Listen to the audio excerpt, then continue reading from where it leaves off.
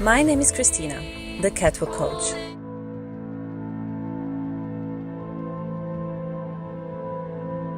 Before we get into today's video, I just want to let you guys know that this video is for educational purposes only. Please remember to be kind to everybody everywhere, in your everyday life, in your home, in the grocery store, and especially in the comment section down below. Please do not show hate to anybody, anywhere.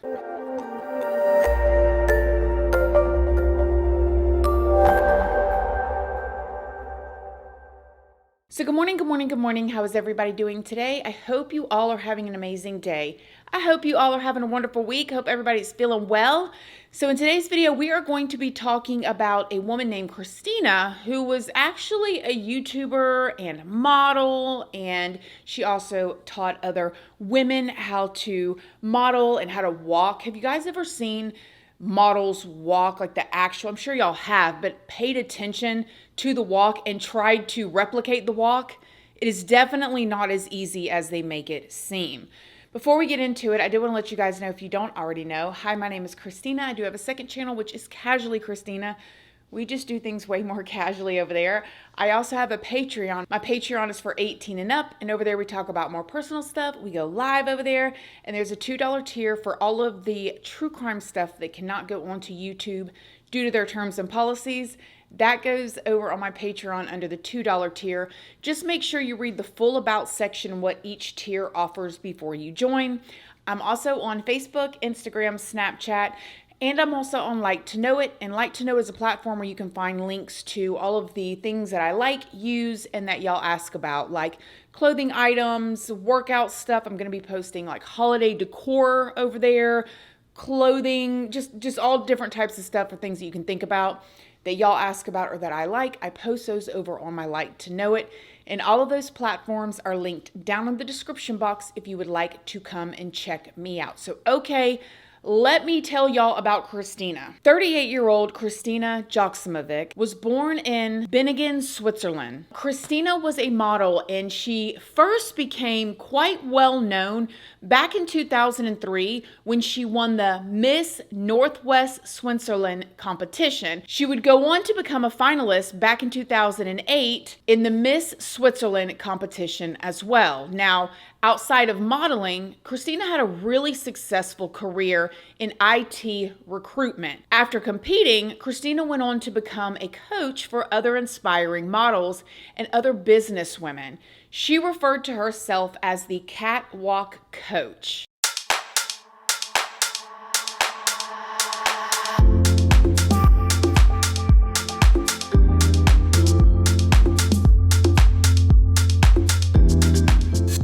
And I'm telling you, try it yourself. But as you can see, Christina made YouTube videos to promote her coaching abilities, and she also had an Instagram account. Now, as a coach, Christina gained recognition when she trained a very well-known model named Dominique for the Miss Universe pageant that Dominique went on to win back in 2013. I mean, you can imagine the honor. She taught her how to do the walk, and then she actually won Miss Universe. Christina really enjoyed her young adult life, and she was really looking forward to becoming a wife and starting her own family when she married her husband, a 41-year-old man named Thomas. Now, Thomas is not his actual name, but we'll get into that more later, but the media has put his name out as Thomas. Okay, so we're going to say Thomas for now. Thomas was a successful entrepreneur who made quite a good living. Now, together, they lived in Christina's hometown, Bingen, which was a wealthy area just outside of Basel. They would go on to have 2 daughters together just over a year apart, and they had one in 2020 and one in 2021. Christina shared her love for being a mother on her Instagram account. I mean, the photos that she would post are so what people would call Instagram worthy. She said that her daughters were her whole entire world. Now, I know that I say this all the time. I mean, we're talking about this more and more lately, but it's just an important fact I feel like to continue to bring up. But according to family and friends, they all thought that Christina and Thomas had the perfect marriage. But as I usually say in these stories, they definitely did not. Earlier this year, 2024, friends say that they noticed that Christina and Thomas seemed to be arguing a lot, okay?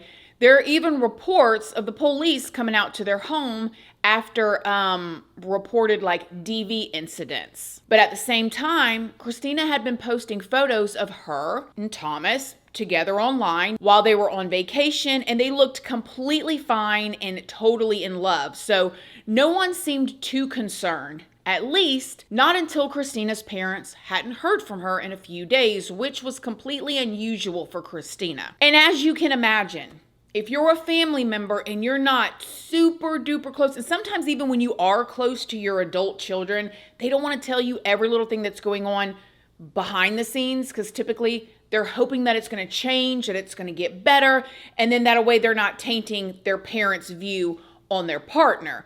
So even though there was rumors going around about the two of them having these altercations behind closed doors, you'd look on Christina's Instagram and you'd see these beautiful photos of them together. And everybody thought, oh, okay, they're fine. They're in love. Look, they're on vacation again. They're holding hands here. They've got the girls here. You get it? All right. Well, in February of this year, 2024, Christina's father said that he had been contacted by Christina's daughter's daycare, saying that Christina had not shown up to pick up her daughters. And this was extremely concerning for Christina's fathers because this was completely unlike her. Now, like I said before, her children were her whole entire world. She had never just not shown up to pick them up from daycare. We're talking about a huge red flag here.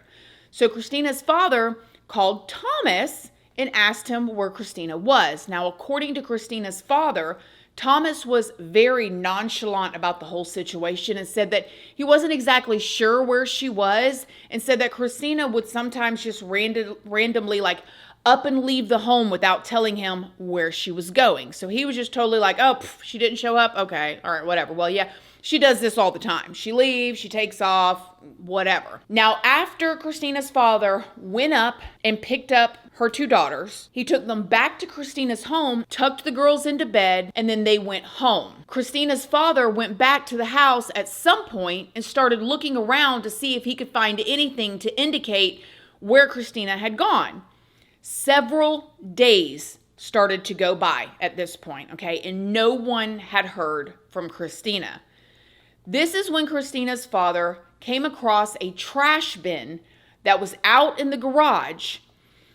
And I want y'all to think about this. Like, this man is out searching through everything, looking for clues. He finds this trash bin in this external garage area, and he sees blonde hair hanging out of it. When he opened up the trash bin, this is where he saw Christina, his daughter's decapitated head inside of it. According to reports, Christina's father ran out of the garage screaming and stopped a passerby and asked them to call 911. You can imagine his heart is pounding. He's in complete shock at what he just saw. When the investigators arrived back to the house, they say that they were shocked at what they found. According to medical experts, Christina had been strangled before she was dismembered with a jigsaw, a knife, and a pair of garden shears. Investigators say that parts of Christina's body were then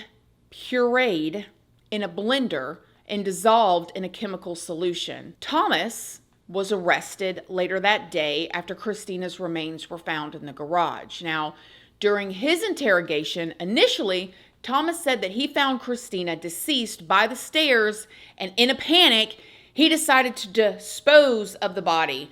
But then Thomas changed his story and said, nah, I actually want to confess to actually ending Christina's life, because he said that he did it in self-defense because Christina was coming after him. He said that she actually had a knife and that he had no other choice but to end her life. Now, when he was asked why he went as far as he did after the fact by like completely putting her into pieces, Thomas said that he panicked and that he didn't know what else to do with her body, which is absolutely ridiculous. But let's keep going here. Now, Switzerland has some pretty strict laws about what information can come out to the public during an active investigation. So that's why the name Thomas has been inserted when he has another name. I would really love to just put his other name out there because you can find it in some media sources. But since I know that they have these laws and this is the way that they do their investigation, I'm going to roll with Thomas just out of respect here for the way that Switzerland is doing their investigation. But his real name is not Thomas. So these strict laws, this is what's been made public so far, and it's not a lot. The investigators performed a crime scene reconstruction, and they determined that there was absolutely no evidence to support Thomas's claims of self-defense. They also said that a forensic evaluation of Thomas's phone revealed that Thomas had been watching YouTube videos as he was literally disposing of Kristina's body. He's just sitting there watching YouTube videos like it's just a regular old Saturday morning, I guess. A forensic mental evaluation was done on Thomas, and this revealed that he displayed sadistic, sociopathic traits. Prosecutors have said that Thomas lacks empathy and that they believe that he is completely cold-blooded and he has a high level of criminal energy since he's been even arrested.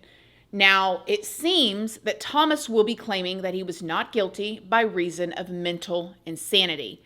Experts say that they do not think that this tactic will work. To me, this is like beyond grotesque. And I think, yes, we've seen dismemberment cases before. We have the Brian Walsh case in Massachusetts right now. But when you start to take it to the nature of the tools that were used, which is not going to be quick by any stretch of the imagination, and then you take it to the next level of physically moving those body parts, not disposing of them, but putting them into a blender, pureeing them with chemicals, there's a lot of intent and premeditation that goes into that it just speaks volumes about the nature of the crime, that the level of hostility, which seems like not a strong enough word for what happened here. It really is incredibly violent and feels incredibly invasive on a lot of levels. And it has also come out that this isn't the first time that Thomas has been violent. That alleged DV incident from earlier in this video we were talking about was apparently a time when Thomas had strangled Christina. According to an ex-girlfriend, Thomas had also at some point grabbed Christina by the neck and slammed her head into a wall. Now, the latest update is that now Thomas is asking to be released pending his trial. So far, all of his requests have been denied, and according to reports, Christina and Thomas's daughters are being taken care of by Christina's sisters. Thomas says that he hopes to get out and to reunite with them. Christina was beloved by so many people, not only her friends and her family, but also by people in the Swiss modeling community. They say that her work as a coach changed so many lives and that she will never be forgotten. I also saw a report that was done by a news source here that allegedly interviewed a couple of her friends and said that he would always encourage her to go out, that he wanted to be alone with the girls. And she would constantly be calling to check on them, and it's like he did not want her to talk to them. But then he turned around and said that she would always take off for days. There's something funny that was going on there. Something very fishy, and I wonder if it will come out depending on how much information Switzerland will release. But I don't care who you are. I don't care if a person comes after you, if it's self-defense, those things can be dealt with. When you take the time to literally use a jigsaw or a hacksaw or anything and dismember a person, the amount of time and strength and everything that goes into that, like it's just a regular old Saturday, you got issues. It's way beyond. I don't know. He's very dangerous. If all of these allegations are true, it's alleged until I guess he's found guilty. And I could not find what his sentence would be over there if he is found guilty. If anybody watching this knows, please leave it down in the comment section. I would love to know the truth. If you're there and you're following this story and you know what the sentence will be. I really hope it's not going to be one of those places where it's like 7 years and they're out. Horrifying.